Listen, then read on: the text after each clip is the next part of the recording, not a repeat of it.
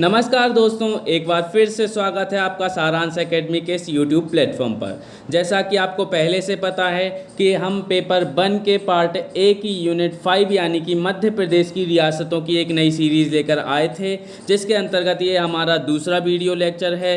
अगर आपने अभी तक टेलीग्राम चैनल को ज्वाइन नहीं किया है तो पीडीएफ के लिए प्लीज़ सारांश एकेडमी के इस यूट्यूब टेलीग्राम चैनल को ज़रूर ज्वाइन कीजिए और व्हाट्सएप ग्रुप से जुड़ने के लिए इस नंबर पर मैसेज कीजिएगा।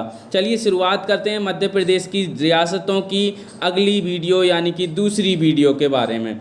अब दूसरी वीडियो से पहले मैं आपको थोड़ी सी चीज़ें बता देता हूं कि हम इकाई 5 को डिस्कस करने वाले हैं, जिसके अंतर्गत हम मध्य प्रदेश की प्रमुख रियासतों को देखेंगे। सबसे पहली वीडियो में हमने भोपाल रियासत को देखा था, उसे पूरी अच्छी तरीके से मेंस के पॉइंट ऑफ व्यू से कवर किया था। अब दूसरी वीडियो के अंतर्गत हम गोंडवाना रियासत को अच्छे से डिटेल में कवर करेंगे। तो शुरुआत करते हैं। सबसे पहले मैं आपको बता देता हूं हम कौन कौन सी रियासत इस वीडियो सीरीज़ के अंतर्गत पढ़ने वाले हैं। तो सबसे पहली जो हमने पढ़ी है वो भोपाल रियासत है। इसके बाद हम गोंडवाना रियासत आज पढ़ने वाले हैं। फिर हम उसके बाद पढ़ेंगे होलकर रियासत, फिर उसके बाद हम पढ़ेंगे सिंधिया रियासत और बाद में बुंदेलखंड और रीवा रियासत को कंप्लीट करके मेंस के इस टॉपिक को कंप्लीट करेंगे। और उसके बाद एक रखा जाएगा टेस्ट के अंतर्गत जितने भी संभावित प्रश्न मेंस के पॉइंट ऑफ व्यू से हो सकते हैं वो आपको दिए जाएंगे और आपको टाइमिंग दी जाएगी। व्हाट्सएप ग्रुप से जुड़कर आप आइडियल आंसर यानी कि आदर्श उत्तर पुस्तिका भी प्राप्त कर सकते हैं। चलो शुरुआत करते हैं सबसे पहले गोंडवाना रियासत की। गोंडवाना रियासत आपको मैप में भी दिख गई थी और यहाँ भी दोबारा से मैप बना के मैंने आपको बता दिया है कि गोंडवाना रियासत जो है वो विंध्याचल पर्वत श्रेणी और सतपुड़ा पर्वत श्रेणी के बीच वाला जो क्षेत्र है वो क्या कहलाता है? गोंडवाना कहलाता है। क्या कहलाता है? गोंडवाना कहलाता है। क्यों? क्योंकि ये जो क्षेत्र है वो गोंड जनजाति से भला पूरा है, इसलिए इस क्षेत्र को गोंडवाना क्षेत्र कहते हैं। और गोंड शासकों के द्वारा इस पर शासन किया गया, इसलिए भी इसे गोंड रियासत का नाम दिया गया। बस आपको इतना याद रखना है कि भारत के हृदय स्थल में स्थित विंध्याचल और सतपुड़ा के जंगलों में, कहाँ? भारत के हृदय स्थल में स्थित विंध्याचल और सतपुड़ा के जंगलों में पर्वत श्रेणियों के बीच का जो क्षेत्र है वो क्या कहलाता है? गोंडवाना क्षेत्र कहलाता है या फिर गोंडवाना रियासत कहलाता है। अब इससे संभावित प्रश्न कौन कौन से हो सकते हैं वो आपको पहले ही बता देता हूं, ताकि हम पूरा का पूरा टॉपिक जब पढ़ें तो आपको पॉइंट आउट हो जाए कि कौन सा क्वेश्चन 3 मार्कर में यहाँ से आ सकता है, कौन सा क्वेश्चन 5 मार्कर में यहाँ से आ सकता है और कौन सा क्वेश्चन 11 मार्कर में यहाँ से आ सकता है। तो आप जब पॉइंट आउट कर लोगे तो उसे अच्छी तरीके से लिख पाओगे और लिखने की प्रैक्टिस भी आप इन प्रश्नों के माध्यम से इस यूनिट की कर सकते हो। तो सबसे पहले 3 मार्कर के क्वेश्चन देख सकते हैं कौन कौन से आ सकते हैं। तो व्यक्तित्व से संबंधित प्रश्न जो कि इतिहास में बहुत ज़्यादा इंपॉर्टेंट रखते हैं एमपीपीएससी के लिए, वो आ सकते हैं। जैसे कि संग्राम शाह आ सकते हैं, रानी दुर्गावती, आधार सिंह, हृदय शाह, मधुकर शाह, रानी अवंतीबाई, ये क्वेश्चंस आ सकते हैं जो कि इंपॉर्टेंट शासक हो जाते हैं वहाँ के गोंडवाना क्षेत्र के, है ना। फिर उसके बाद स्थापत्य आ सकता है, मंडला का किला आ सकता है जिसके अंतर्गत मदल महल आ सकता है, मोती महल आ सकता है, या फिर बावनगढ़ जो कि किसके द्वारा? संग्राम शाह के द्वारा निर्मित किए गए थे, उनमें से कोई भी एक गढ़ पूछ लिया जा सकता है। बावनगढ़ तो पूरे नहीं पूछेंगे लेकिन उनमें से कोई इंपॉर्टेंट 4-5 हैं जिनको हम देख लेंगे, वो पूछे जा सकते हैं। इसके अलावा क्या पूछा जा सकता है? युद्ध पूछे जा सकते हैं, जैसे कि चोरागढ़ का युद्ध हो गया, नरई का युद्ध हो गया या देवहारगढ़ का युद्ध हो गया। ये क्वेश्चन 3 मार्कर में आपके लिए इंपॉर्टेंट हो सकते हैं। बाकी के क्वेश्चंस थोड़े वीक होते हैं तो वो 3 मार्कर में आने की संभावना नहीं है। हम आईएमपी क्वेश्चंस को ज़्यादातर कवर करने की कोशिश करेंगे। 5 मार्कर में देख लेते हैं कौन कौन से क्वेश्चन बन सकते हैं। तो 5 मार्कर में क्वेश्चन बन सकते हैं, गोंडवाना रियासत पर टिप्पणी कीजिए। आपको मैंने पहली वीडियो में भोपाल रियासत के अंतर्गत एक चीज़ पहले ही बता दी थी कि पूरी की पूरी रियासत 5 नंबर में या फिर 11 नंबर में टिप्पणी लिखने के लिए आ सकती है। और MPPSC वाले ऐसा क्वेश्चन पूछें वो ज़रूरी हो जाता है। इसलिए एक क्वेश्चन जो कि 5 मार्कर में इंपॉर्टेंट है वो है गोंडवाना रियासत पर टिप्पणी लिखिए। फिर इसके बाद संग्राम शाह के बारे में बताने को आ सकता है, रानी दुर्गावती के शासनकाल पर टिप्पणी लिखने को आ सकती है, रानी अवंतीबाई के शासन पर टिप्पणी लिखने को आ सकती है, गोंडवाना रियासत के स्थापत्य पर टिप्पणी लिखने को आ सकती है और 1857 की क्रांति में गोंडवाना रियासत का जो महत्व है उसके पर ऊपर टिप्पणी लिखने को आ सकती है। अब 11 नंबर में थोड़े से क्वेश्चंस देख लेते हैं जो इंपॉर्टेंट हैं, जैसे कि गोंडवाना रियासत पर निबंध लिखें, रानी दुर्गावती या फिर रानी अवंतीबाई के शासन और उसके कार्यों पर निबंध लिखें या फिर उनके बारे में बताएं, गोंडवाना रियासत के प्रमुख शासकों का उल्लेख करें, गोंडवाना रियासत के प्रमुख स्थापत्य का वर्णन करें या गोंडवाना रियासत की स्वतंत्रता संग्राम में क्या भूमिका रही है उसके बारे में बताएं। तो ये सारे क्वेश्चन हमने देख लिए, 3 मार्कर के भी देख लिए, 5 मार्कर के भी देख लिए और 11 मार्कर के भी देख लिए। अब हम क्या देखने वाले हैं, गोंडवाना रियासत को डिटेल में कहानी के साथ देखने वाले हैं। तो इस वीडियो तक लास्ट तक ज़रूर देखिएगा। और हमारे अलावा इस वीडियो सीरीज़ के अलावा और भी वीडियोस हमारे चैनल पर डाली जा रही हैं, जैसे MP की जो है वो ललित सर के द्वारा डाली जा रही हैं वीडियो, प्रशासन एवं प्रबंधन की शिव पूजन पाठक सर के द्वारा डाली जा रही हैं और मेरे द्वारा ही जियोलॉजी की यानी कि भूगर्भ शास्त्र की पेपर 3 जो कि बहुत कठिन है उसकी यूनिट 10 की थोड़ी सी वीडियोस डाली जा रही हैं, उनको आप ज़रूर देखिएगा और चैनल को सब्सक्राइब कीजिएगा। ठीक है, चलो शुरुआत करते हैं गोंडवाना रियासत की। तो गोंडवाना रियासत में भी हम वही फॉर्मेट अपनाएंगे जो कि हर रियासत में अपनाना चाहिए और ज़रूरी है। सबसे पहला क्या देखेंगे, उसका परिचय देखेंगे, फिर उसकी पृष्ठभूमि देखेंगे जिसके अंतर्गत हम सारी कहानी कवर करेंगे, फिर उससे संबंधित जितने भी प्रमुख शासक हुए इस रियासत के अंतर्गत उन्हें देखेंगे और गोंडवाना रियासत के अंतर्गत जितनी भी स्थापत्य कलाएं हैं या फिर जितने भी किलों का निर्माण कराया गया है उनको देखेंगे। सबसे पहले हम परिचय देख लेते हैं। तो परिचय क्या होता है, स्थापना होता है, संस्थापक होता है, विस्तार होता है और प्रमुख शासक होता है। यानी कि परिचय के अंतर्गत वे बिंदु शामिल होते हैं जिससे क्या पता चल जाए, रियासत के बारे में थोड़ी मोड़ी शुरुआती जानकारी आपको प्राप्त हो जाए। तो परिचय में सबसे पहली चीज़ देख लीजिए, स्थापना। स्थापना कब हुई थी, 664 ईस्वी में हुई थी। आप जब आगे पढ़ेंगे तो आपको पता चलेगा कि रामनगर नाम का एक शहर था जहाँ पर रामनगर अभिलेख मिलता है जो कि कहाँ है, मंडला में स्थित है। हृदय शाह के द्वारा रामनगर अभिलेख का निर्माण कराया जाता है और उसमें स्थापना की जो तिथि है, उस अभिलेख में स्थापना की जो तिथि है वो कितनी मिलती है, 664 ईस्वी मिलती है। इस आधार पर हम गोंडवाना रियासत की जो स्थापना का काल मानते हैं वो मानते हैं 664 ईस्वी। उसके बाद हम देखते हैं संस्थापक। तो उसी अभिलेख में, कौन से, रामनगर अभिलेख में जो हृदय शाह के द्वारा बनाया गया था उसमें जो संस्थापक है उसका नाम मिलता है यदुराय या फिर यारदुन। क्या मिलता है, यदुराय या फिर यारदुन मिलता है। इसलिए रामनगर अभिलेख जो है इंपॉर्टेंट हो जाता है गोंडवाना रियासत के लिए। संस्थापक आपको याद रखना पड़ेगा, इसका संस्थापक का नाम है यदुराय। गोंडवाना रियासत का संस्थापक कौन है, यदुराय है। फिर इसके बाद इसका विस्तार देख लेते हैं। तो विस्तार आपने शुरुआत में ही देख लिया था, कहाँ पर स्थित है, आप एक बार फिर से देख लीजिए कहाँ पर स्थित है। तो विंध्य पर्वतमाला और सतपुड़ा पर्वत श्रृंखला के बीच का जो क्षेत्र है वो गोंडवाना क्षेत्र के नाम से जाना जाता है। यही क्षेत्र है विंध्य और सतपुड़ा के मध्य का क्षेत्र जो कि गोंडवाना रियासत बना। और इसके प्रमुख शासक आपको डिटेल में आगे पढ़ने भी होंगे, जैसे कि संग्राम शाह हो गए, दलपत शाह हो गए, रानी दुर्गावती हो गई, रानी अवंतीबाई हो गई, हृदय शाह हो गए, शंकर शाह, रघुनाथ शाह हो गए आदि के बारे में हम डिटेल में आगे पढ़ेंगे। तो चलो सबसे पहले पृष्ठभूमि पर फोकस कर लेते हैं।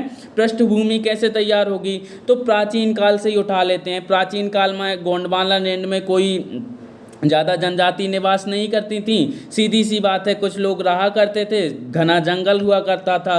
लेकिन धीरे धीरे आगे बढ़ते हुए क्या हुआ, 8वीं 9वीं शताब्दी आ गई और 8वीं 9वीं शताब्दी में कलचुरी राजवंश का यहाँ पर शासन प्रारंभ हो गया था।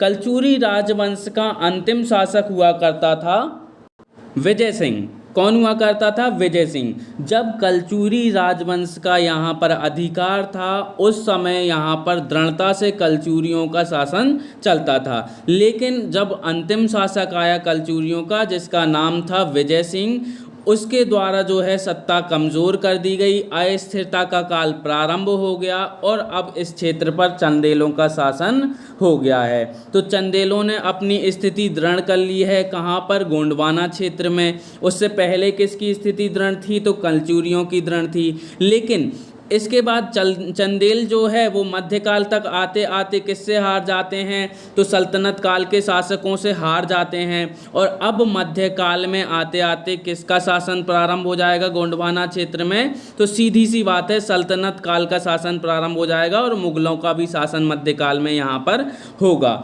लेकिन यहाँ पर थोड़ी मोड़ी शासक देखने को मिलते हैं। मध्यकाल में कोई भी ऐसा केंद्रीय सत्ता देखने को नहीं मिलती है जो कि गोंडवाना रियासत पर शासन करे। लेकिन मध्यकाल के लिए 2-3 अभिलेख अपन को मिलते हैं, जिससे क्या पता चल जाता है कि मध्यकाल के शासकों का यानी कि सल्तनत काल का भी यहाँ पर विस्तार हुआ है। जैसे कि 1309 में अलाउद्दीन खिलजी के द्वारा जो सती अभिलेख मिला है दमोह क्षेत्र में, वो क्या बताता है कि मध्यकाल में अलाउद्दीन खिलजी का भी यहाँ पर शासन रहा था। फिर इसके बाद 1328 में मोहम्मद बिन तुगलक के द्वारा एक बहीटा, माफ़ कीजिएगा दोस्तों, बटिहागढ़ शिलालेख दमोह से प्राप्त हुआ है, जो कि मोहम्मद बिन तुगलक का है। इससे हमें मध्यकाल में मोहम्मद बिन तुगलक के शासन की भी जानकारी गोंडवाना रियासत में मिलती है। लेकिन 2328 के बाद से जो इतिहास होता है उसमें हमें कोई भी जानकारी नहीं मिलती है किसी भी अभिलेख के द्वारा या किसी भी साक्ष्य के द्वारा। 2328 से 1440 तक के इतिहास के बारे में जानकारी नहीं मिलती है। यानी कि ये जो काल हो जाता है वो कैसा काल हो जाता है, इतिहास का अज्ञात काल या फिर अस्थिरता का काल हो जाता है। फिर इसके बाद क्या होता है, मान लो 13वीं से 14वीं सदी तक कोई राजनीतिक केंद्रीय सत्ता तो थी नहीं।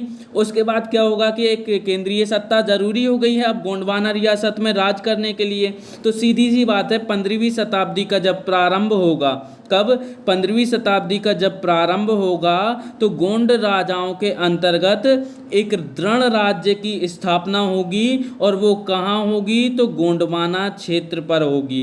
किसके द्वारा होगी, तो गोंड राजाओं के द्वारा की जाएगी। और ये जो राज्य होगा वो कितने वर्षों तक, 275 वर्षों तक शासन करेगा इस क्षेत्र पर। तो आपको एक चीज़ पृष्ठभूमि से समझ में आ जानी चाहिए कि ये जो क्षेत्र था पहले जंगली क्षेत्र हुआ करता था, लेकिन बाद में ये कलचुरियों के अधीन हो गया।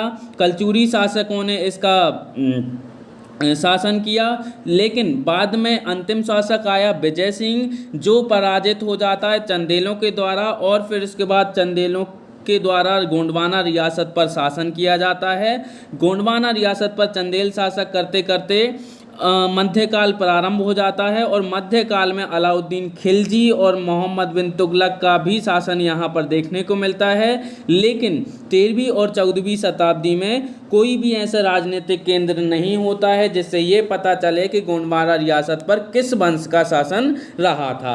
लेकिन बाद में ये पता चलता है कि 15वीं शताब्दी प्रारंभ हो चुकी है और 15वीं शताब्दी में गोंड राजाओं के अंतर्गत एक दृढ़ राज्य की स्थापना हो गई है, जो कि 275 साल तक शासन करेगा।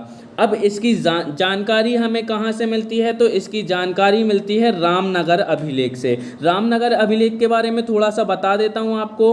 रामनगर अभिलेख जो है वो 1667 ईस्वी में, कब, 1667 ईस्वी में हृदय शाह के द्वारा बनवाया गया था। किसके द्वारा बनवाया गया था, हृदय शाह के द्वारा बनवाया गया था। ठीक है, हृदय शाह के द्वारा ये बनवाया गया था। और ये कहाँ बनवाया गया था? तो ये रामनगर मंडला में बनवाया गया था। और इससे किसकी जानकारी प्राप्त होती है? तो गोंडवाना रियासत के शासकों की वंशावली यहाँ से प्राप्त होती है। इसलिए रामनगर अभिलेख जो है गोंडवाना रियासत के प्रमुख जानकारी स्रोतों में से एक है, जहाँ से हमें सारी वंशावली प्राप्त होती है। फिर इसके बाद अगला एक 8वीं शताब्दी का संस्कृत नाटक होता है जिसका नाम है गणेश नृप वर्णनम। इससे हमें जानकारी मिलती है गोंडवाना रियासत के शासकों की वंशावली की। इसके अलावा कुछ अंग्रेज जनरल हुआ करते थे, जैसे कि कर्नल स्लीमैन थे, कैप्टन बर्ड थे, इनके द्वारा भी जानकारी दी गई है गोंडवाना रियासत के बारे में। फिर एक मुख्य स्रोत और देखने को मिलता है जो कि है आइन ए अकबरी, जो किसके द्वारा लिखी गई थी? अबुल फजल के द्वारा लिखी गई थी। किसके द्वारा लिखी गई थी? अबुल फजल के द्वारा लिखी गई थी। तो अबुल फजल के द्वारा लिखी गई आइन अकबरी में गोंडवाना रियासत के शासकों की जानकारी प्राप्त होती है। क्योंकि आप देखोगे इसमें आइन अकबरी में लिखा भी गया है कि चाम्हणदास, जो कि संग्राम शाह का दूसरा नाम है, उसका नाम चाम्हणदास मिलता है किसमें? आइन अकबरी में मिलता है। ठीक है, अब देख लेते हैं ये मदन महल है दोस्तों, ये मंडला में स्थित है। आपको अच्छे से पता होगा कि ये किसके द्वारा बनवाया गया है, आप कमेंट करके ज़रूर बताइएगा। ठीक है, चलो अब देख लेते हैं हम प्रमुख शासकों के बारे में। तो प्रमुख शासकों में तो सबसे पहला वही शासक आ जाता है जो संस्थापक होता है, जो कि कौन है? यदुराय है। आपको मैंने पहले ही बता दिया कि 664 ईस्वी में, कब? 664 ईस्वी में कौन करता है इस गोंडवाना साम्राज्य की स्थापना? तो कौन करता है? यदुराय करता है। कब करता है? 664 ईस्वी में करता है। तो 3 नंबर में ही क्वेश्चन आपसे पूछा जा सकता है कि यदुराय कौन है? तो यदुराय गोंडवाना राज्य का संस्थापक था। स्थापना की थी कब? 664 ईस्वी में। और इसकी राजधानी ही क्या हुआ करती थी? तो गढ़ा इसकी राजधानी हुआ करती थी। यदुराय के बाद कोई शासकों की जानकारी ज़्यादा प्राप्त होती नहीं है। अब प्राप्त होती है हमें संग्राम शाह से जानकारी, यानी कि संग्राम शाह जो हैं इसी वंशावली के अंतर्गत आते हैं, जो सबसे प्रतापी और सबसे पहले स्वतंत्र शासक होते हैं गोंडवाना रियासत के।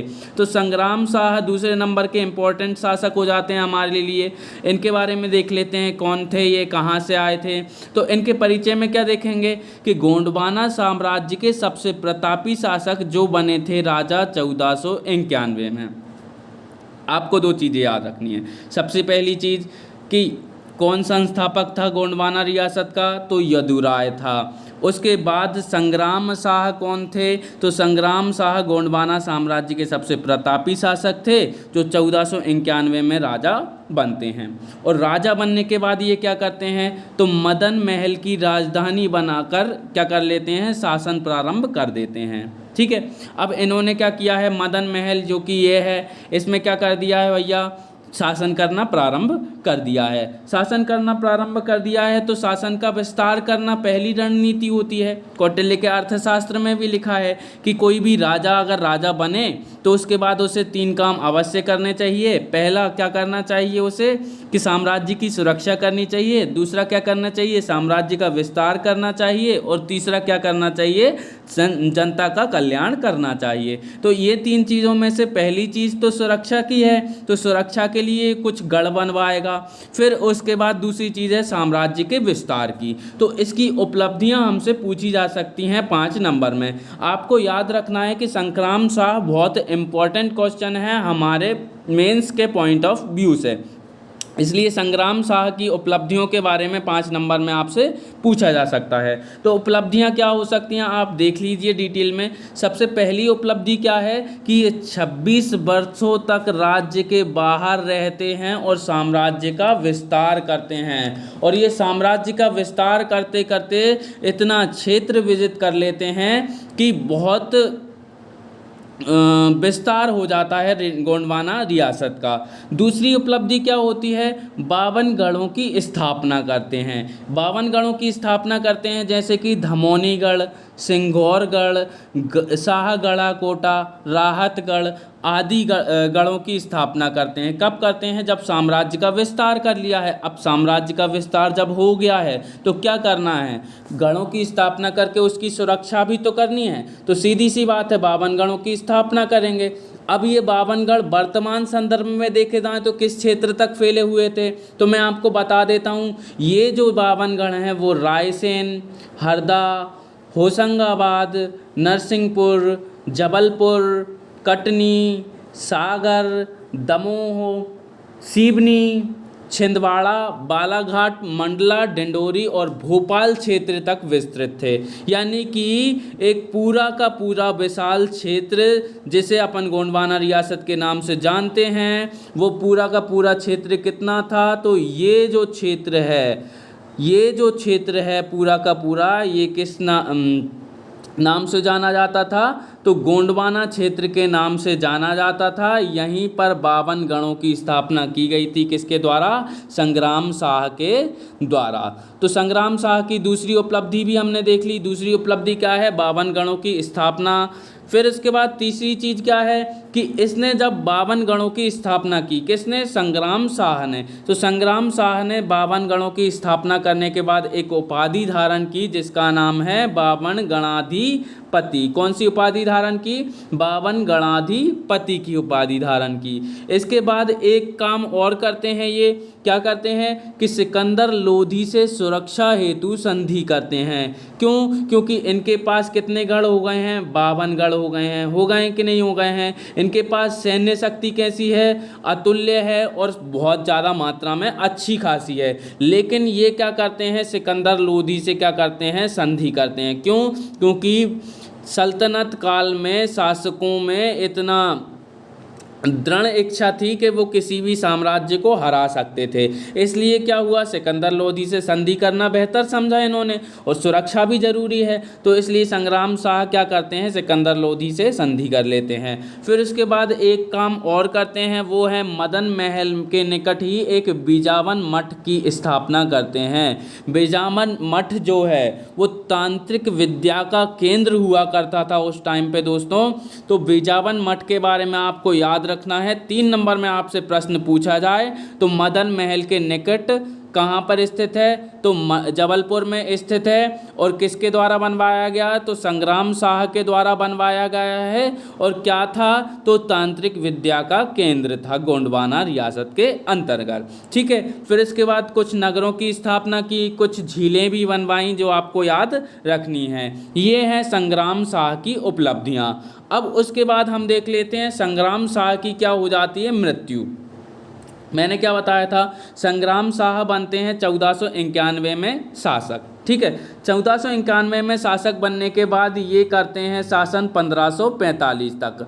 1545 में आकस्मिक मृत्यु हो जाती है किसकी? संग्राम शाह की। अब संग्राम शाह के बेटे रहते हैं 2।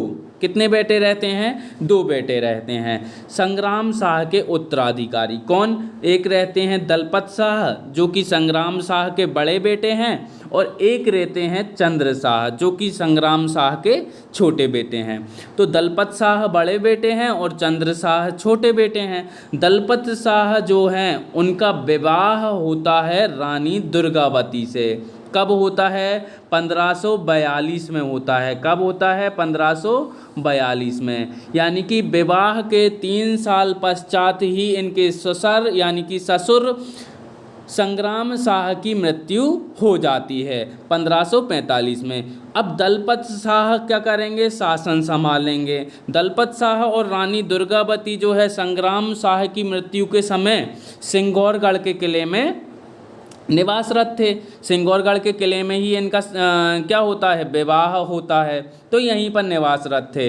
तो दलपत शाह अब क्या करते हैं? सिंगौरगढ़ के किले से ही शासन करना प्रारंभ कर देते हैं 1545 में। तो अब 1545 में शासन किसका चालू हो गया है? दलपत शाह का प्रारंभ हो गया है। लेकिन 5 साल बाद, अच्छा एक बात याद रखनी है आपको। 1545 में दो घटनाएं होती हैं। कौन कौन सी? पहली घटना होती है संग्राम शाह की मृत्यु। क्या होती है? संग्राम शाह की मृत्यु। और दूसरी घटना होती है वीर नारायण का जन्म। किसका? वीर नारायण का जन्म, जो कि दलपत शाह के पुत्र हैं। तो ये दो घटनाएं 1545 में होती हैं। अब जब संग्राम शाह की मृत्यु हो गई है तो दलपत शाह क्या बनेंगे? शासक बनेंगे और सिंघौरगढ़ के किले से राजधानी बनाकर अपना शासन प्रारंभ करेंगे। इससे पहले राजधानी कहाँ हुआ करती थी संग्राम शाह की? तो संग्राम शाह की जो राजधानी है वो हुआ करती थी मदन महल। ठीक है, अब राजधानी क्या हो गई है? सिंघौरगढ़ का किला हो गया है। 1545 से 1550 तक शासन किया जाता है दलपत शाह के द्वारा। किसके द्वारा शासन किया जाता है? दलपत शाह के द्वारा शासन किया जाता है 1550 तक। 1550 तक शासन करने के बाद संग्राम शाह की क्या हो जाती है? आकस्मिक मृत्यु हो जाती है। माफ़ कीजिएगा दोस्तों, संग्राम शाह की नहीं, दलपत शाह की आकस्मिक क्या हो जाती है? मृत्यु हो जाती है 1550 में। अब 1550 में यानी कि इनका जो बेटा है जिसका नाम है वीर नारायण, वो कितने वर्ष का है? 5 वर्ष का है। बेटा अल्पवयस्क है, कोई और उत्तराधिकारी है नहीं। 1550 है, यानी कि अब क्या होगा? अकबर का शासन प्रारंभ हो जाएगा 1556 में। सीधी सी बात है। तो अब साम्राज्य की सुरक्षा करना है, शासन भी संचालन करना है। तो रानी दुर्गावती अपने पुत्र, अल्पवयस्क पुत्र जिसका नाम है वीर नारायण, जो कि 5 वर्ष का है, उसके नाम पर शासन करना प्रारंभ कर देती हैं, उसका संरक्षक बनकर। अब रानी दुर्गावती के बारे में हमको डिटेल में पढ़ना ज़रूरी हो जाएगा। इससे पहले आपको 3 मार्कर में दलपत शाह के बारे में 3 पॉइंट याद रखने चाहिए। कौन कौन से? कि दलपत शाह जो थे संग्राम शाह के उत्तराधिकार थे, पहला पॉइंट। दूसरा पॉइंट, इन्होंने क्या अपनी राजधानी परिवर्तित की? कहाँ से? मदन महल से सिंघौरगढ़ के किले में, और सिंघौरगढ़ के किले से ही शासन संचालन प्रारंभ किया। और इनकी पत्नी का नाम जो था रानी दुर्गावती था। इन्होंने कोई ज़्यादा महत्वपूर्ण कार्य नहीं किए, इसलिए 3 नंबर में इनका फैक्ट पूछे जा सकते हैं। अब देख लेते हैं हम रानी दुर्गावती के बारे में।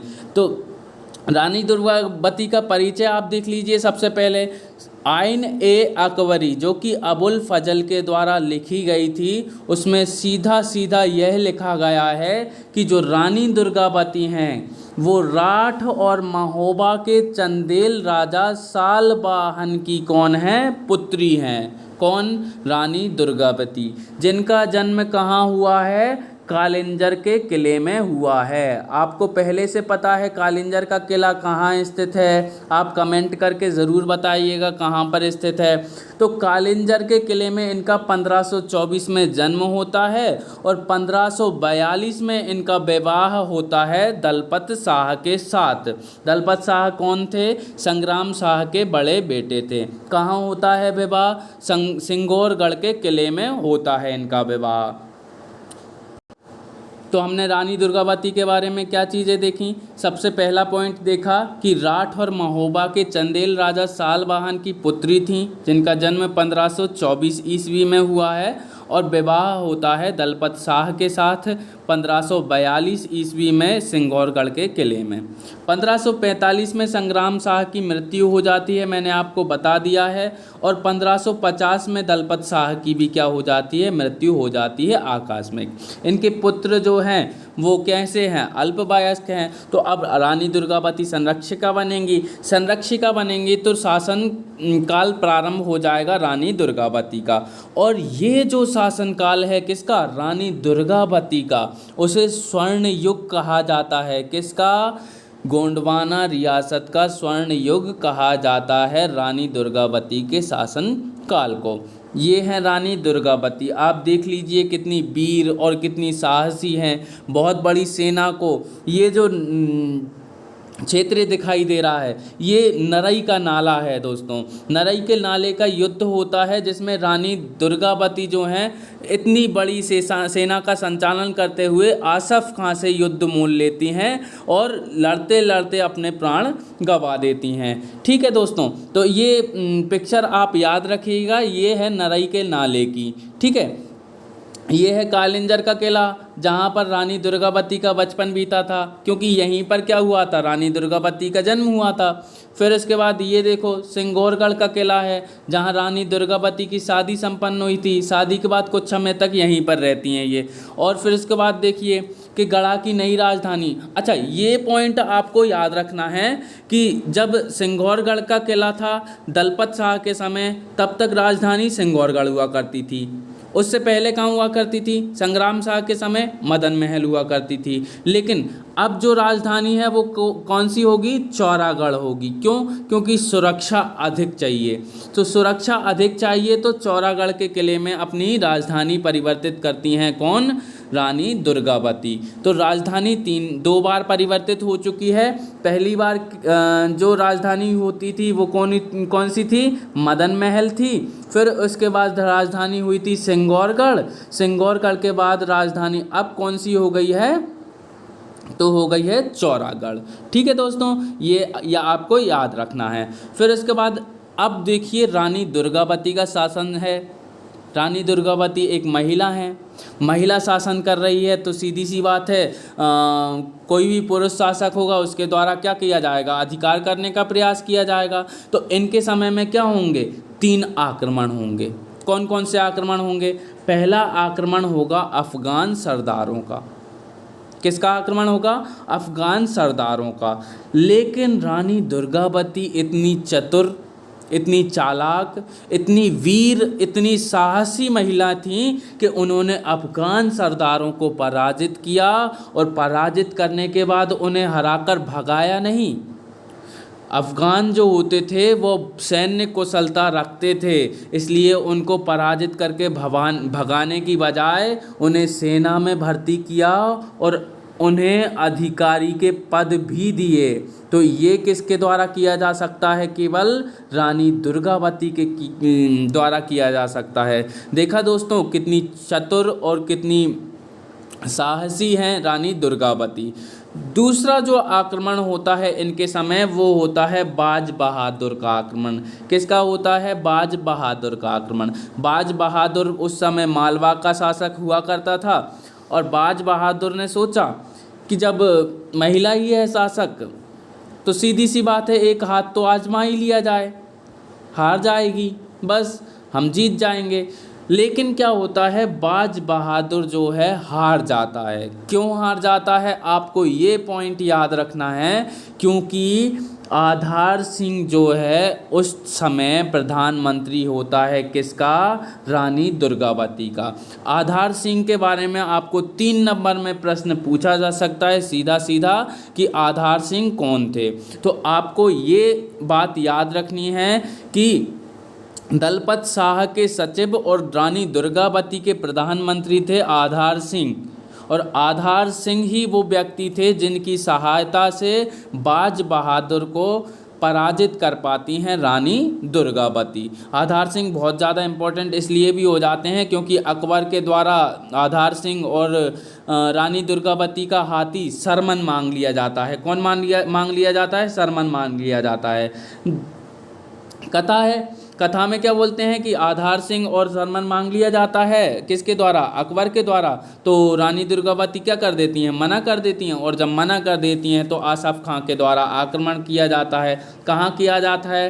रानी दुर्गावती पर किया जाता है। तो आसफ खां जो उस समय कहाँ रहा करते थे? तो आसफ खां उस समय गोंडवाना रियासत के, मान लीजिए गोंडवाना रियासत कहाँ थी?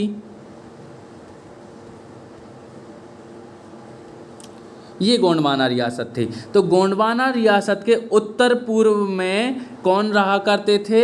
आसफ खां मुग़ल सूबेदार बनकर रहा करते थे। क्यों? क्योंकि 1556 का समय आ गया है और 1556 में क्या किया है? 1556 में अकबर ने पद के द्वितीय युद्ध में क्या किया है, हेमू को हराकर और स्थिरता प्राप्त कर ली है। अब 1562 का समय चल रहा है और आसफ खां जो है कड़ा मानिकपुर में निवासरत है गोंडवाना रियासत रानी दुर्गावती के समय। तो रानी दुर्गावती के समय आसफ खां जो है कड़ा मानिकपुर में निवासरत है तो वो क्या करेगा, दक्षिण की ओर विस्तार करेगा, अपने क्षेत्र का, मुगल क्षेत्र का विस्तार करेगा। तो सबसे पहले वो क्या करता है, भाट नामक क्षेत्र पर आक्रमण करता है। किस पर आक्रमण करता है, भाट नामक क्षेत्र, जिसे वर्तमान में किस नाम से जाना जाता है, रीवा नाम से जाना जाता है। उस क्षेत्र पर क्या करेगा, आक्रमण करेगा आसफ खां और भाट को क्या कर लेता है, जीत लेता है। कौन, आसफ खां। और उसके बाद जब दमोह क्षेत्र पर आक्रमण करता है, कौन, आसफ खां। और दमोह क्षेत्र पर आक्रमण करते समय रानी दुर्गावती को पता चल जाता है कि अब आसफ खां जो है गोंडवाना क्षेत्र पर, मेरी रियासत पर भी आक्रमण करेगा। तो उनके राज्य में क्या हो जाती है, अशांति फैल जाती है। उनके जितने भी साथी होते हैं वो अपने परिवार की रक्षा के लिए वहाँ से भाग जाते हैं, लेकिन रानी दुर्गावती भागती नहीं हैं। रानी दुर्गावती वहीं रहती हैं और वो कहती हैं अपने प्रधानमंत्री से, जिनका नाम होता है आधार सिंह, और इनके एक सचिव होते हैं जिनका नाम होता है मान ब्राह्मण। क्या नाम होता है, मान ब्राह्मण। तो इनके एक सचिव मान ब्राह्मण और इनके प्रधानमंत्री आधार सिंह से ये कहती हैं कि 100 दिन गीदड़ की भांति जीने से अच्छा है एक दिन शेर की भांति मर जाना। तो ये बात बोलने के बाद आधार सिंह बोलते हैं, मैं आपके साथ खड़ा हूँ, यहाँ हम वीरगति को प्राप्त हो भी जाएं तो मुझे अब कोई भय नहीं है। तो अब क्या हो जाता है, रानी दुर्गावती आसफ खां से आक्रमण मोल ले लेती हैं और सोचती हैं कि बहुत बड़ी सेना है तो उसको कैसे झेला जाए। तो एक नाला हुआ करता था उस समय गोंडवाना रियासत में, नरई का नाला। उस क्षेत्र को, नरई के नाले को चुना उन्होंने और बोला कि यहाँ पर सकरी जगह दी जाए, किसको, सेना को, ताकि वो क्या हो सकें, कम करके हमारे क्षेत्र में प्रवेश कर सकें और हम आसानी से उन्हें पराजित कर सकें। आपको मैं दिखा देता हूँ तस्वीरें। तो ये है नरई का नाला, और ये जो सेना है वो आसफ खां की सेना है, और ये जो लोग खड़े हैं वो रानी दुर्गावती के सपोर्ट में खड़े हैं। ये आसफ खां की सेना आती है नरई के नाले के द्वारा, लेकिन उस समय एक घटना और हो जाती है। वो कौन सी घटना हो जाती है कि नरई के नाले में ही जिस दिन युद्ध होना था उसके एक दिन पहले बाढ़ आ जाती है, और बाढ़ आने के कारण रानी दुर्गावती को खुले क्षेत्र में युद्ध करना पड़ता है, और खुले क्षेत्र में युद्ध करने के कारण रानी दुर्गावती जो हैं पराजित हो जाती हैं और मृत्यु को समीप देखते हुए खुद को कटार घोंपकर आत्महत्या कर लेती हैं। तो इस प्रकार से रानी दुर्गावती का जो शासन है वो समाप्त हो जाता है 1564 में आसफ खां की आक्रमण के द्वारा। ठीक है, फिर इसके बाद इनके पुत्र होते हैं जिनका नाम है वीर नारायण। अब बड़े हो चुके हैं, लेकिन ये क्या करते हैं, रानी दुर्गावती के साथ युद्ध लड़ते हैं। युद्ध लड़ते लड़ते जब रानी दुर्गावती की मृत्यु हो जाती है तो ये भाग जाते हैं और अपनी राजधानी, जिसका नाम है चौरागढ़ का किला, वहाँ पर जाकर शरण ले लेते हैं। और यहाँ पर जब आसफ खां होते हैं, आसफ खां नरई नाले के बाद गोंडवाना रियासत के क्षेत्र में 2 महीने तक लूटपाट करते हैं। लूटपाट करने के बाद वीर नारायण का पीछा करते हैं, और वीर नारायण का पीछा करते करते पहुंच जाते हैं चौरागढ़ के किले में।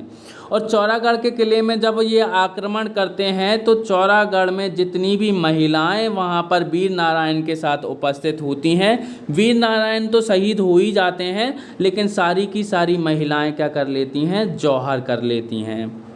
तो इस प्रकार से चौरागढ़ का जौहर अगर लिखने को 3 नंबर में आ जाए तो आप लिख सकते हैं। किसके द्वारा, आसफ खां के द्वारा आक्रमण करने के कारण चौरागढ़ में जितनी भी महिलाएं थीं उन्होंने क्या कर लिया था, जौहर कर लिया था। ये रानी दुर्गावती की स्टोरी कंप्लीट होती है। रानी दुर्गावती के कुछ कार्य हैं, हालांकि हर शासक के यही कार्य होते हैं और आपको ये लिखने चाहिए। 11 नंबर में जब आएगा तो इन्हीं को डिटेल में आप डिस्क्राइब कर सकते हो, जैसे कि शांति व्यवस्था बहुत ज़्यादा कायम रही थी, है ना, सुरक्षा व्यवस्था अच्छी बनी हुई थी, ये सारी चीज़ें आप लिख सकते हो अपने 11 मार्कर के क्वेश्चन में। तो कार्य देख लेते हैं रानी दुर्गावती के कौन कौन से थे। जैसे कि शासन का सुचारू रूप से संचालन इनके द्वारा किया गया था, साम्राज्य की सुरक्षा का अच्छा बंदोबस्त किया गया था, इसलिए इन्होंने अपनी राजधानी कहाँ से, सिंगौरगढ़ से बदलकर कहाँ रखी थी, चौरागढ़ रखी थी कि नहीं रखी थी, बिल्कुल रखी थी। तो चौरागढ़ में अपनी राजधानी परिवर्तित की थी। जो कर हुआ करता था उस समय वो स्वर्ण मुद्राओं के रूप में प्रचलित हुआ करता था, यानी कि इतनी धन धान्य से संपन्न थी गोंडवाना रियासत रानी दुर्गावती के समय, इसलिए तो रानी दुर्गावती के शासनकाल को स्वर्ण युग कहा जाता है गोंडवाना रियासत का। फिर इसके बाद इन्होंने प्रजा कल्याण के भी बहुत अधिक कार्य किए, अनाज भंडार बनवाए, सिंचाई की व्यवस्था करवाई, कर प्रणाली सुदृढ़ की, आदि सुधार किए, जो कि आप लिख सकते हो। फिर उसके बाद जबलपुर में 7 तालाबों का निर्माण करवाया सिंचाई प्रबंधन के लिए, जैसे कि रानी ताल हो गया, आधार ताल हो गया, ये सारे तालों का निर्माण भी इनके द्वारा करवाया गया। अब आगे देखते हैं कि रानी दुर्गावती का शासन खत्म हो गया है कब, 1564 ईस्वी में। किसके द्वारा कर दिया गया है, आसफ खां के द्वारा कर दिया गया है। लेकिन अब क्या होगा, आसफ खां वापस जाएगा कि नहीं जाएगा, बिल्कुल जाएगा। तो अब आसफ खां वापस चला जाता है और संग्राम शाह का छोटा बेटा, जिसका नाम है चंद्र शाह, क्या नाम है, चंद्र शाह। मैंने आपको शुरुआत में ही बताया था कि संग्राम शाह के कितने पुत्र हैं, तो संग्राम शाह के 2 पुत्र हैं। कितने पुत्र हैं, 2 पुत्र हैं। पहला है दलपत शाह, दूसरा है चंद्र शाह।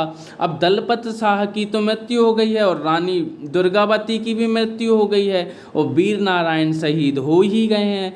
अब वंशावली को कौन आगे बढ़ाएगा, सीधी सी बात है, उनका छोटा बेटा आगे बढ़ाएगा, जिसका नाम है चंद्र शाह। तो जब आसफ खां 1664 के बाद 3 साल पश्चात 1667 में कहा गोंडवाना रियासत को छोड़कर पुनः कड़ा मानिकपुर में चले जाते हैं, तो चंद्र शाह उनसे परमिशन लेते हैं और कहते हैं कि अब मुझे यहाँ पर शासन करने की आज्ञा दीजिए, इसके बदले में आपको मैं 10 गढ़ प्रदान करूँगा। क्या प्रदान करूँगा, 10 गढ़ प्रदान करूँगा। ठीक है, अब आसफ खां ने बोला ठीक है आप कर लीजिएगा शासन, 10 गढ़ दे दीजिएगा।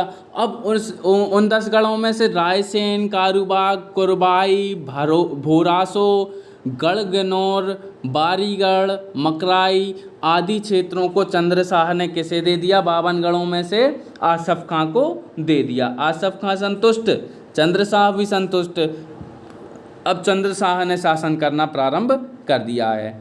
चंद्र शाह के 2 बेटे हैं, फिर से पहले बेटे हैं मदन शाह जो कि सबसे बड़े बेटे हैं, और दूसरे बेटे हैं मधुकर शाह। मदन शाह और मधुकर शाह बहुत ही प्रतापी बेटे थे, लेकिन होता क्या है कि धोखे से मधुकर शाह अपने पिता चंद्र शाह की और अपने बड़े भाई मदन शाह की हत्या कर देते हैं, और हत्या करने के बाद शासक कौन बनेंगे, अब मधुकर शाह बनेंगे।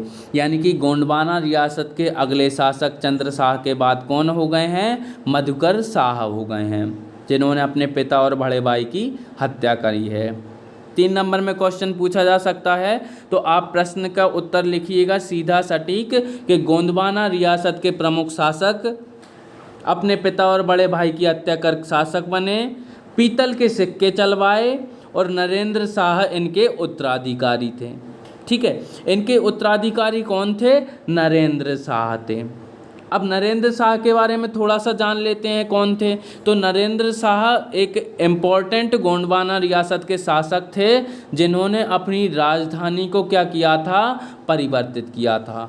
कहाँ से, तो इन्होंने अपनी राजधानी जो है चौरागढ़ से कहाँ स्थापित कर ली थी? मंडला में स्थापित कर ली थी। कहाँ स्थापित कर ली थी? मंडला में स्थापित कर ली थी।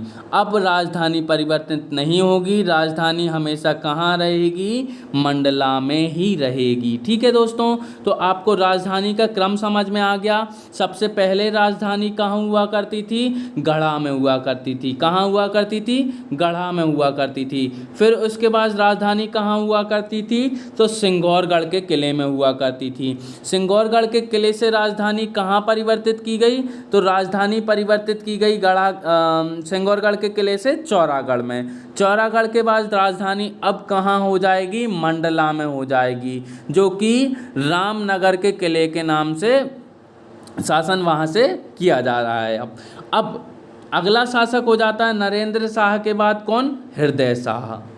हृदय शाह जो हैं एक अच्छे शासक हैं। इन्होंने कोई वीरता के कार्य तो नहीं किए, लेकिन मुगल दरबार से अच्छे संबंध स्थापित अवश्य किए। तो 3 नंबर में आपसे प्रश्न पूछा जाएगा, तो एक पॉइंट तो आपके पास सीधा सा रहना ही चाहिए कि हृदय शाह कौन थे? गोंडवाना रियासत के प्रमुख शासक थे।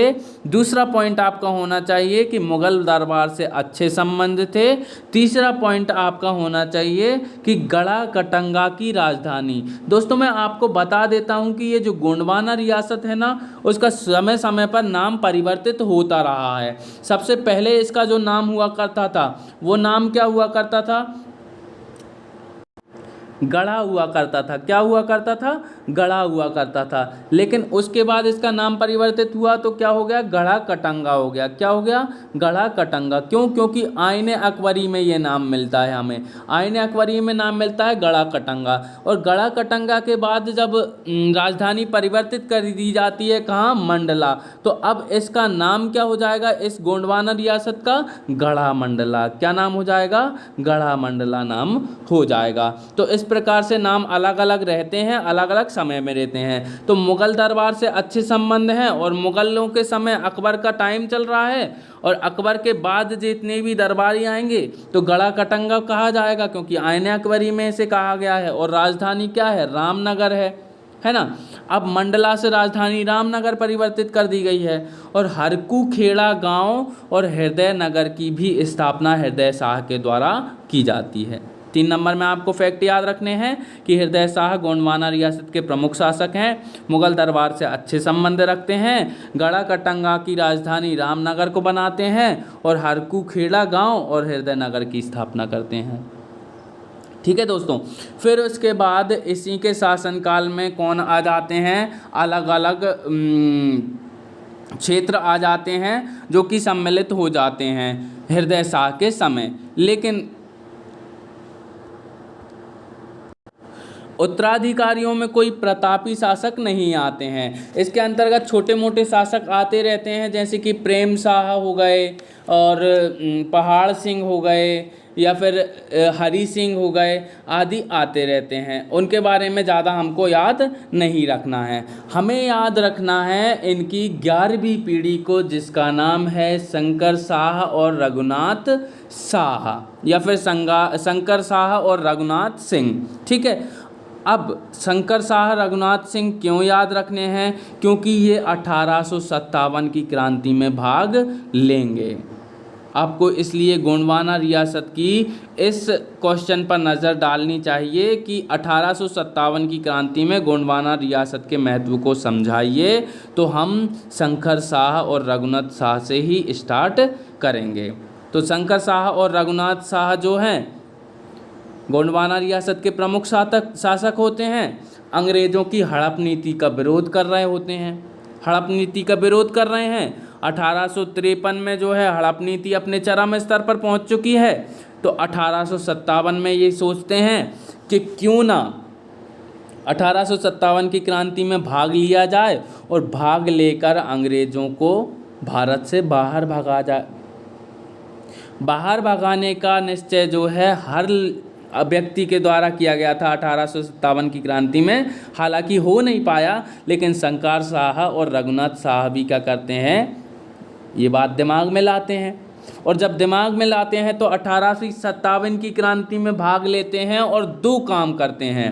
पहला काम ये करते हैं कि हम क्या करेंगे, जबलपुर की एक 52वीं रेजिमेंट है, जबलपुर की एक 52वीं रेजिमेंट है जिसमें भारतीय सैनिकों की भर्ती भी हुई है कि नहीं हुई है, बिल्कुल हुई है। तो जबलपुर की 52वीं रेजिमेंट में भारतीय सैनिक जितने भी हैं उन्हें हम हमारे पक्ष में कर लेंगे।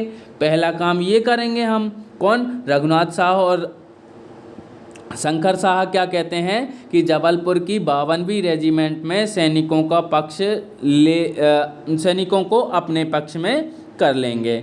और दूसरा काम क्या करेंगे, एक चिट्ठी लिखेंगे जिसमें क्या लिखेंगे कि हम अंग्रेज़ों के विरुद्ध विद्रोह करने वाले हैं और अगर आप हमारा साथ नहीं देते हो तो ये दो काली चूड़ियाँ हमने भेज दी हैं, इन्हें पहनकर घर में बैठ जाओ। ये सभी रियासतों को पत्र लिखकर या चिट्ठी लिखकर हम भेजेंगे ताकि हमें क्या मिल सके, सहयोग मिल सके। तो ये दो काम अब किसके द्वारा, शंकर साह और रघुनाथ साह के द्वारा किए जाने थे। लेकिन ये गुपचुप में जो है प्लान चल रहा था। अब 52वीं जो रेजिमेंट थी उसके जो जनरल हुआ करते थे वो कौन थे, लेफ्टिनेंट जनरल क्लार्क। कौन हुआ करते थे, लेफ्टिनेंट जनरल क्लार्क। ठीक है, इन्होंने क्या किया कि राज तो देखें कि शंकर साह और रघुनाथ साह की रियासत में आखिरकार ऐसी क्या खिचड़ी पक रही है जो हमें पता नहीं चल रही है। 1857 की क्रांति में विद्रोह तो नहीं करने वाले ये लोग। तो अब लेफ्टिनेंट जनरल क्लार्क भद्दा सिंह को वहाँ पर साधु के वेश में भेजते हैं और पता लगाते हैं कि क्या खिचड़ी पक रही है। रघुनाथ साह और शंकर साह कैसे होते हैं, धार्मिक प्रवृत्ति के व्यक्ति होते हैं। तो साधु को देखकर क्या बोलते हैं कि साधु बाबा हमें ये बताइए कि हम ये प्लान बना रहे हैं, ये सक्सेस होगा कि नहीं होगा। तो अब पूरा का पूरा प्लान किसको पता चल गया है, भद्दा सिंह को पता चल गया है। भद्दा सिंह जाकर किसको बता देगा कि लेफ्टिनेंट जनरल क्लार्क को बता देगा। लेफ्टिनेंट जनरल क्लार्क को बता देगा तो सीधी सी बात है, अब विप्लव का आरोप लगाकर जनरल क्लार्क जो है रघुनाथ साह और शंकर साह को पकड़ेगा, जबलपुर न्यायालय में उन्हें दोषी सिद्ध किया जाएगा और वहीं उच्च न्यायालय वर्तमान में जहां पर स्थित है उसी के सामने एक जगह है, वहां तोप के मुंह से बांधकर इन दोनों को उड़ा दिया जाएगा।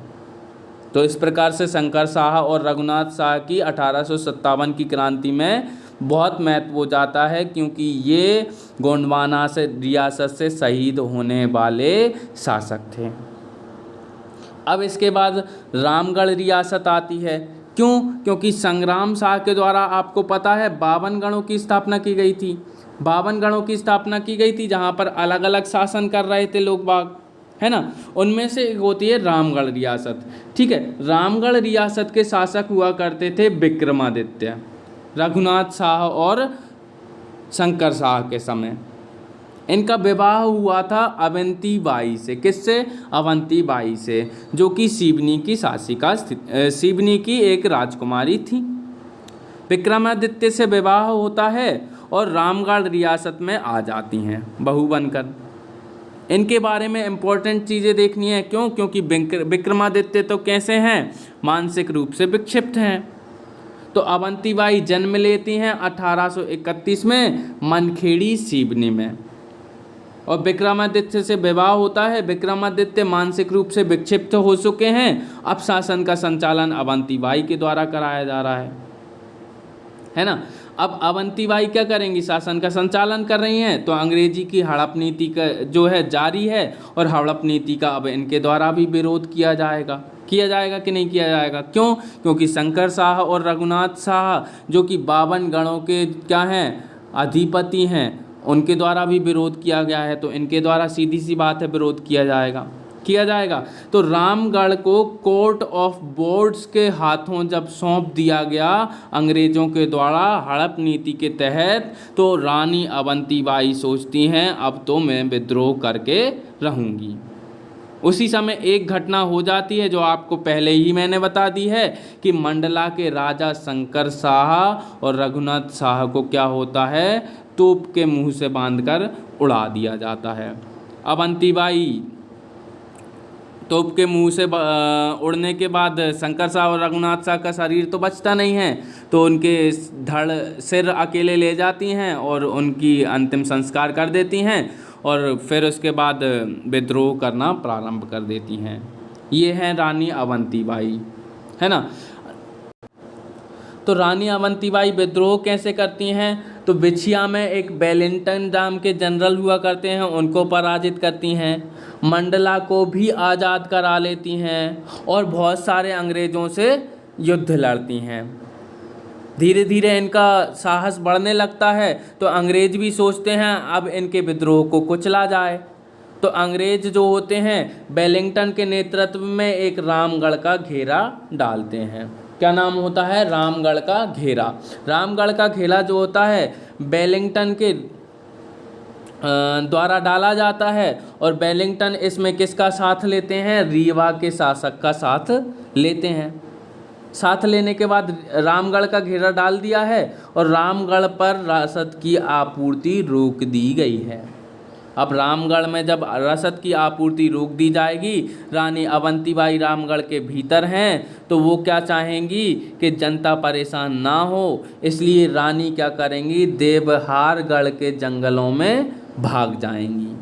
देवहारगढ़ के जंगलों में भाग जाएंगी, हल्का फुल्का युद्ध करने के बाद भागती हैं, ऐसे डायरेक्ट नहीं भागती हैं, है ना। तो देवहारगढ़ के जंगलों में भाग जाती हैं और रानी की वहीं पर क्या होती है, देवहारगढ़ के युद्ध में, जो कि वेलिंगटन और रानी अवंतीबाई के मध्य लड़ा जाता है, उसमें मृत्यु हो जाती है। तो रानी अवंतीबाई की इस प्रकार से मृत्यु हो जाती है।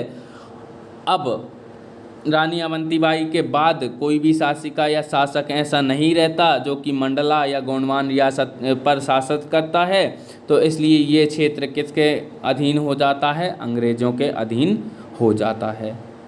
तो ये थी हमारी गोंडवाना रियासत। गोंडवाना रियासत के अंतर्गत कुछ स्थापत्य को आप देख लीजिए, जैसे कि मंडला का किला जो कि नरेंद्र शाह द्वारा बनवाया गया था, नर्मदा नदी के किनारे स्थित है। मदन महल जो कि 1100 ईस्वी में मदन सिंह द्वारा बनवाया गया था, जबलपुर में स्थित है और कई राजाओं की राजधानी भी रहा है। ठीक है। काला पहाड़ जो कि रामगढ़ मंडला में स्थित है, पत्थरों का पहाड़ है, आप देख लीजिए, अष्टफलकीय पत्थर का पहाड़ है। ये क्या है, तो ये मदन महल है। ये क्या है, काला पहाड़ है। ये क्या है, तो ये मंडला का किला है, मंडला फोर्ट जिसे कहते हैं। इसके अलावा और भी स्थापत्य हैं, जैसे कि दल बादल महल जो कि हृदय शाह के द्वारा बनवाया गया था सेनापति और सैनिकों के लिए, रामनगर मंडला में है। रानी का महल जो कि हृदय शाह के द्वारा बनवाया गया था अपनी रानी चिमनी रानी के लिए। किसके लिए, चिमनी रानी के लिए, रामनगर मंडला में स्थित है ये भी। फिर इसके बाद मोती महल हो जाएगा जो कि हृदय शाह द्वारा बनवाया गया था, आयताकार और बहुमंजिला महल है, रामनगर मंडला में स्थित है। फिर इसके बाद 52 हो जाएंगे, जैसे कि संग्राम शाह के द्वारा निर्मित की गए प्रमुख हैं, सिंगौरगढ़, रामगढ़, गढ़ाकोटा आदि। ये सारे के सारे क्या हो जाएंगे, 52 हो जाएंगे। यदि स्थापत्य कला में आपको 11 नंबर में प्रश्न आए तो आप ये 7 स्थापत्य कला लिखकर भी कंप्लीट कर सकते हैं। दोस्तों एक बात ज़रूर जानिए कि ये ज़रूरी नहीं है कि 11 नंबर में यदि प्रश्न आया तो पूरे के पूरे 250 शब्द या पूरे पेज भरना ज़रूरी है।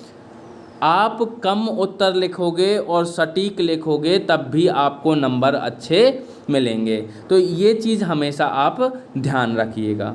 ठीक है दोस्तों, ये हमारी वीडियो कंप्लीट होती है गोंडवाना रियासत की। अगली वीडियो के अंतर्गत हम होलकर रियासत को कंप्लीट करेंगे।